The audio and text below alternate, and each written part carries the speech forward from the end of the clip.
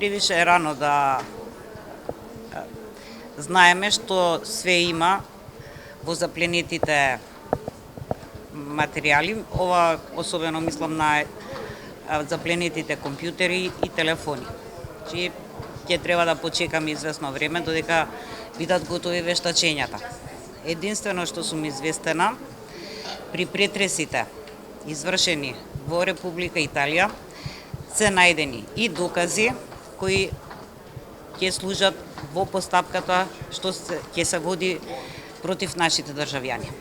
Што се однесува до Скопје 2014, обвинителството за гонење организиран криминал и корупција не прави ништо, од причина што тие постапки започна да ги работи специјалното јавно обвинителство, така да ние не работиме и не постапуваме по тие предмети. А што се однесува до вашето прашање, да, во тек се предистражни и истражни постапки за определени функционери, но толку можам сега да изјавам. Беа опфатени во претрес две од фирмите во Македонија, меѓутоа се уште нема осомничени на листата од тие фирми. Можно ли е проширување на истрагата? Имате ли некакви насоки?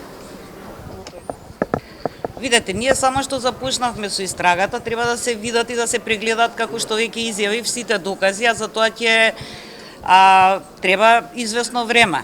Дали ќе ја прошируваме и против други лица, ќе видиме. Од кога ќе ни бидат готови сите докази.